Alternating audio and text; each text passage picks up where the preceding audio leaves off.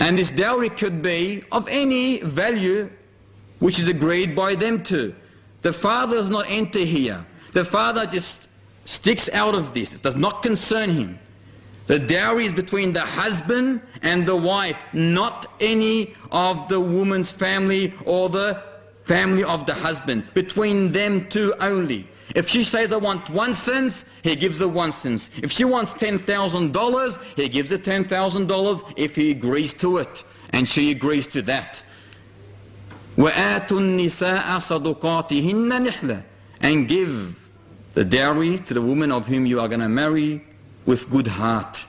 So if you agree on something, that which you have agreed on, it becomes to whom? To the husband, to the wife, or to the guardian. It becomes solely her exclusive property and no one can touch her money. And this dowry does not have to be money. As Muhammad sallallahu alayhi wa sallam said, marry even if you're given dowry that which is equal to an iron ring. We know Abdurrahman ibn Auf, when he married, he gave gold equal to that of a date stone, the weight of a date stone. He gave in dowry gold equal to that.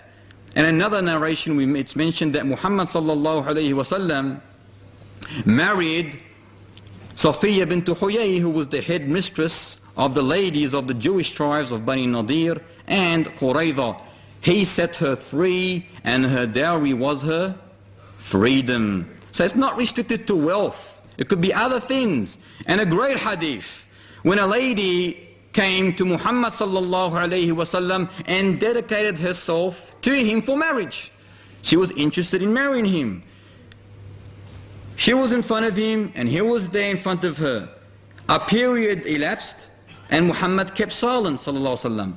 A companion was next to Muhammad sallallahu alayhi wa sallam and said to Muhammad sallallahu, "Oh Muhammad, if you have no interest in her, marry her to me. Marry her to me." He looked at him and said, "What can you afford of dowry? What can you give her?" He said, "All I have is this waistcloth, sarong, the loincloth. That's all I have." He said to him, "If you give her that, you have nothing to wear. Go and find yourself anything, even if it is an iron ring. Even if it is an iron ring." SubhanAllah, look at this hadith. It's in Bukhari and Muslim. This man's got nothing but that waistcloth. He did not ask him, "What do you do for a living? How much do you own? What's your position?" No. He was a Muslim, a righteous man, and that's all that bothered Muhammad sallallahu alayhi wa sallam. So the man went searching for something to give her his dowry. He couldn't find anything. So he came back and said, "Oh Muhammad, I cannot find anything." So what did he say to him? "How much do you memorize of the Quran? Or do you memorize anything of the Quran?" The man said, "Yes, I memorized such and such," and he named him the surah that he has memorized, and he said to him, sallallahu alaihi wasallam, "I have married you to her with that which you memorized from the Quran." How beautiful is that? How beautiful is that? Which man today, which guardian today would accept this? Which guardian? Even if it's not $50,000, it's 100. Seriously, it's sad. And we know that the barakah, the blessing in the marriage is that when the dowry is lesser. The more lesser the dowry, the more blessing there is in marriage. You are not buying a girl here. You are taking a girl into your responsibility to love her, to care for her as a companion. It's not a lady she's not a merchandise who is bought. So you who are guardians, be very careful. There is something in Islam called a shi'ar, whereby somebody marries his daughter to somebody else and the latter marries his daughter to the former without any dowry. In other words, it's planned. You got Ahmad, for example, he's got a daughter, and you got Muhammad, he's got a daughter, and they both have sons. This is a better example so you can understand it. They both have sons. Ahmad says, "I'll give my daughter to your son." Muhammad says, "I'll give my daughter to your son," without any dowry. It's like an exchange. This is haram in Islam.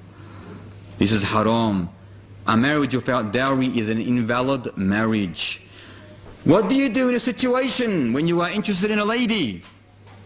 Two suitors are interested in one lady. What do we do here? You know a person is seeking a hand in marriage.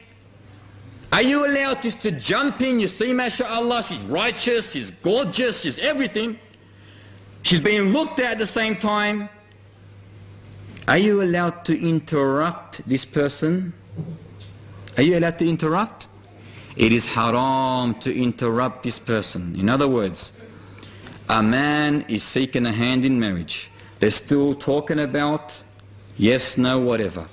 A man sees this lady and becomes interested in this lady. He is not allowed to interfere in this until she rejects or he rejects. If either party reject, you can enter. If they're still talking about the situation, you abstain. You're not even allowed to mention you are interested in it. Only in one condition. When you know that this person who has asked for her hand, he's a bad man.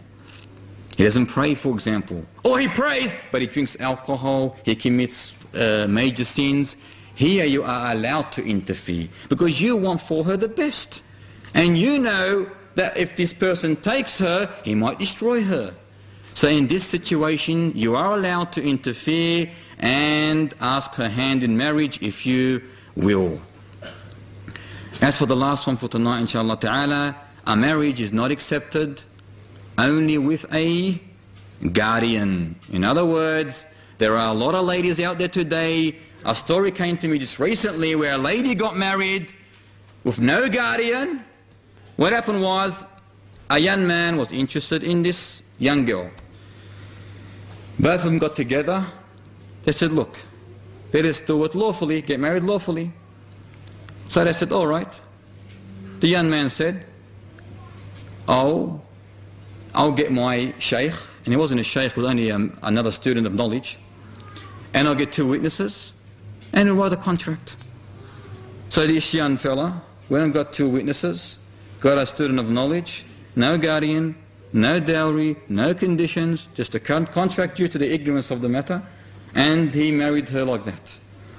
Is this a valid marriage? Absolutely not. First of all, there was a lot of faults in it. No dowry, no guardian. The hadith does mention that no contract marriage is valid without a guardian. He mentioned this 3 times.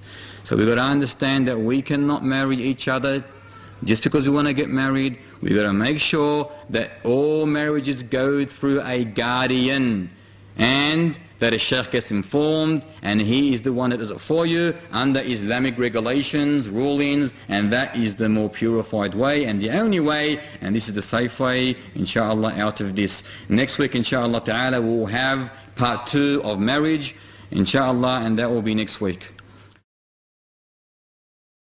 If a righteous man seeking the hand of a lady goes to the guardian of that lady and says, look, I'm interested in your daughter, and the guardian finds a fault in him, not an Islamic fault, just a fault that he does not like. Maybe he's not a doctor, maybe he's not a professor, maybe he doesn't own a house on the beach.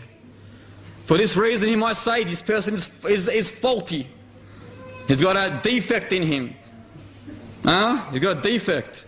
So, and this is a common thing that's happening today. So I'm not going to allow him to take my daughter. If this continues to happen to his daughter, the guardianship of that man is released, taken away from him, and given to someone else. You with me?